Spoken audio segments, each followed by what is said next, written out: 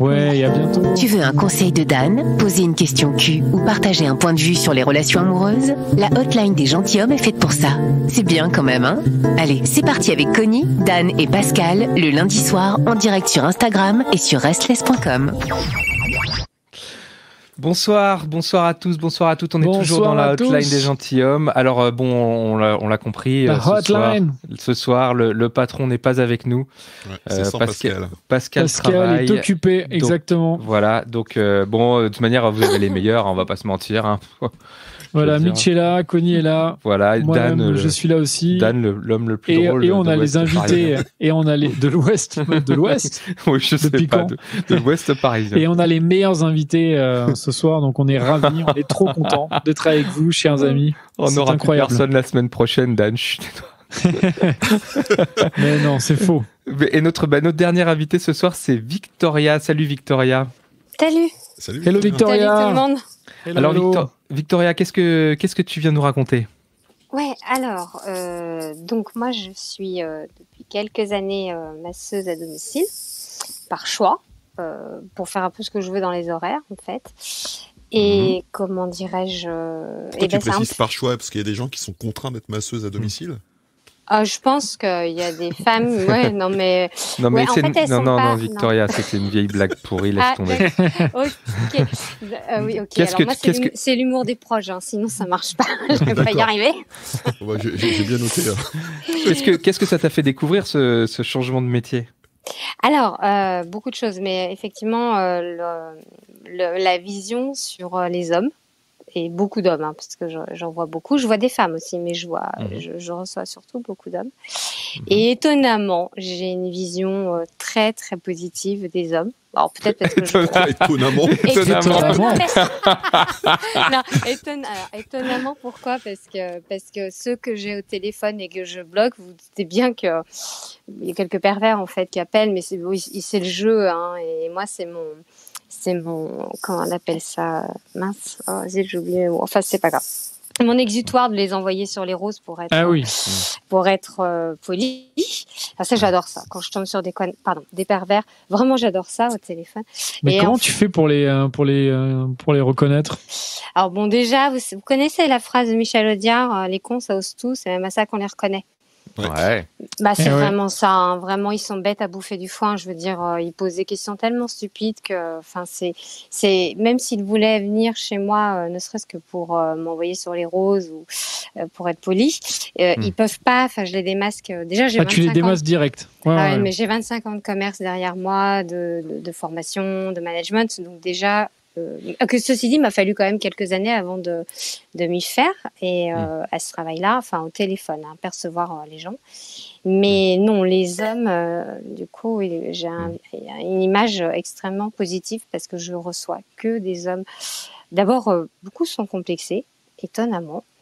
Complexés de leur corps. Ah oui. De leur corps, bien sûr. Ils ont beaucoup de mal à se mettre nus. Parce que moi, je malaxe tout le corps. Hein. Je suis une vraie masseuse. Donc, j'ai beaucoup de sportifs de haut niveau. J'ai aussi puis, je bois les tensions. Alors, j'ai tous les stressés du coin. Victoria, excuse-moi, juste une parenthèse. Tu fais c'est des massages thérapeutiques ou c'est des massages de détente? Alors, de détente, mais de thalassothérapie pure. D'accord. C'est-à-dire que, je ne sais pas si vous êtes déjà allé en thalasso. Non, mais c'est juste pour comprendre que c'est pas parce qu'on est étonné qu'il y ait des pervers, des machins, enfin tu vois. Donc c'est pour ça que je préférais clarifier la situation sur l'objet de tes massages. Alors pourquoi j'ai des pervers? Parce qu'en fait j'ai beau préciser que c'est un massage californien de thalassothérapie. J'ai quand même des hommes qui appellent en demandant: est-ce que vous massez nu? Est-ce que vous pouvez masser avec des talons aiguilles et en mini-jupe?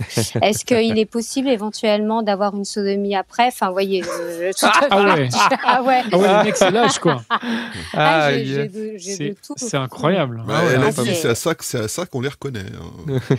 Tu vois, non mais vraiment, hein, j'en ai un dernière fois. Enfin, je peux même pas le sortir tellement j'ai honte pour lui, mais j'ai explosé de rire au téléphone. Je lui ai dit, enfin bon. Et donc, Victoria, tu découvres des choses sur les hommes complexés.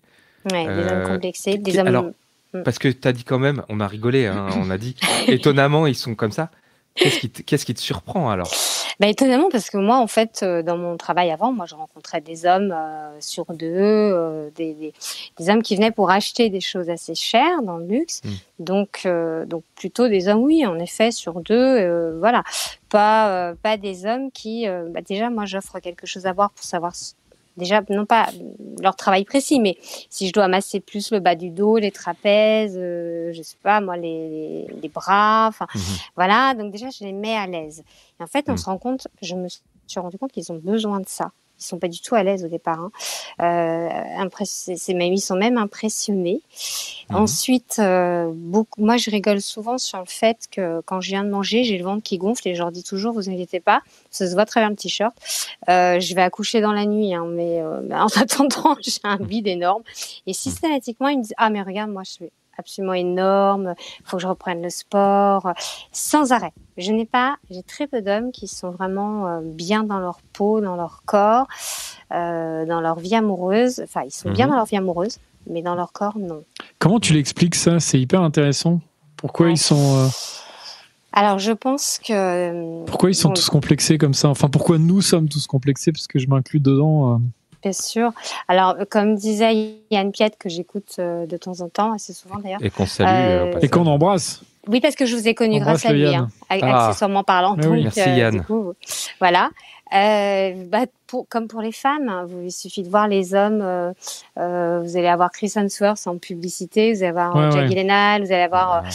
Voilà, donc déjà en soi, les hommes ont un gros complexe au niveau des pectoraux, du ventre. C'est impressionnant, mais c'est impressionnant. Alors moi, j'ai beau leur dire, vous savez, je préfère masser un gros qu'un maigre parce que franchement, c'est pas agréable.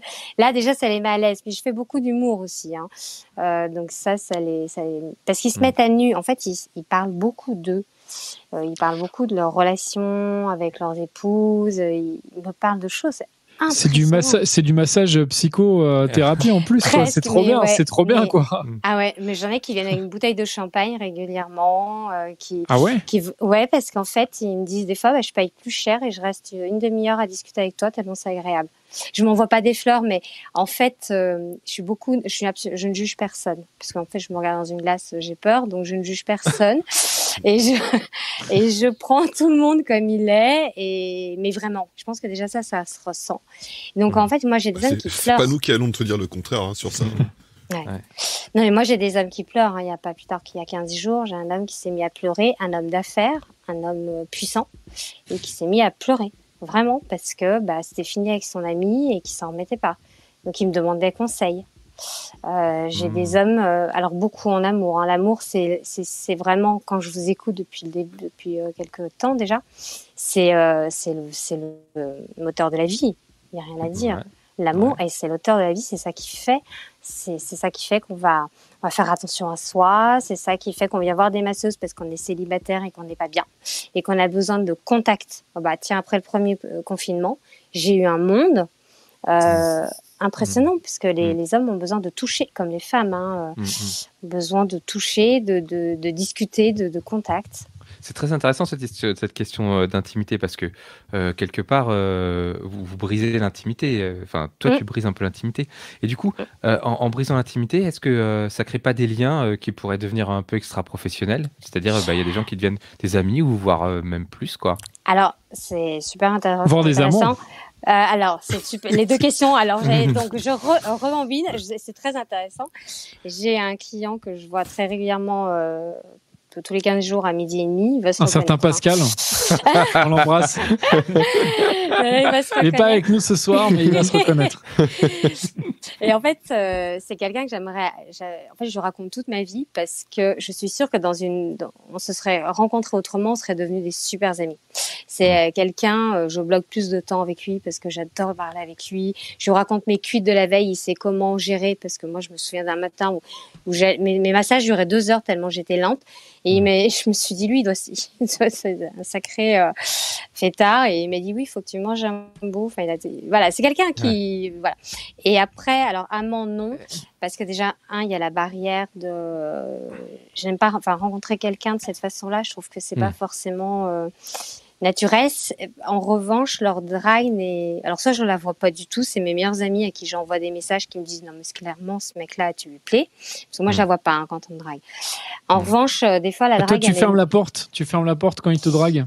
Non, mais soit elle est lourde, mais vraiment. Mais vraiment lourde. Non. Très lourde. Soit je sens que ça ne va pas le faire. Par exemple, j'aime les ogres. J'aime les hommes qui vivent pleinement leur vie à fond, qui vont boire, qui vont manger, qui vont baiser. J'ai cru à un moment donné que ton style c'était Shrek, du coup. Qui c'était Shrek. Non, Depardieu par exemple.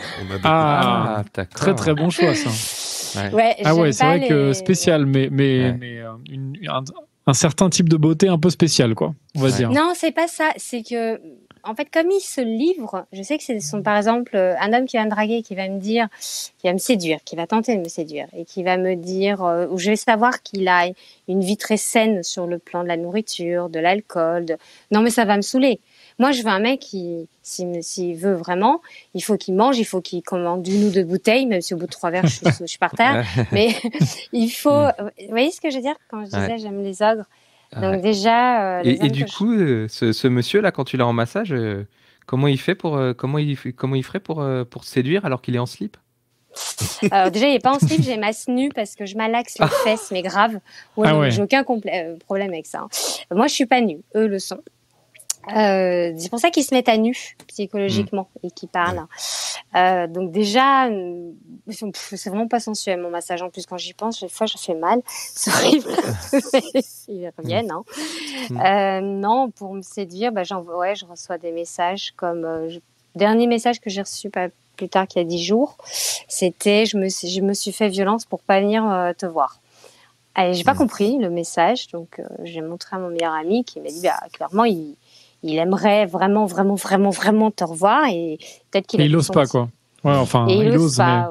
Mais... Victoria, t'es célibataire. Ouais. Et purée. Et c'est pas un moyen fantastique de pouvoir rencontrer quelqu'un. Tu les connais ces mecs qui te racontent leur vie. Ouais. Il y en a qui matchent à mort et qui sont trop sympas et tout. Qui sont tout. T'as le meilleur moyen de sélection. Ouais. Et t'en profites pas. Alors peut-être que c'est pas professionnel, je te pousse à la faute professionnelle. Non, pas du tout. C'est une très bonne façon de rencontrer des gens, des mecs. C'est moi qui me... une fois, un homme est arrivé, 10 ans de moins que moi, genre de la housse, genre physiquement, mais 10 ans moins que moi. Et quand je l'ai... ça va vous faire un peu rire, parce que c'est très con, mais il n'y a qu'à moi que ça arrive des trucs pareils. Et je le masse et vraiment, il était beau. Oh purée, qu'est-ce qu'il était bien foutu, ce con. Et je l'ai regardé. C'était pas Gérard Depardieu alors, pour le coup. Mais par contre, c'est un mec qui vit. Il m'invitait souvent à aller boire des verres, tout ça. Enfin, vraiment, vraiment adorable. Et en fait, j'ai honte.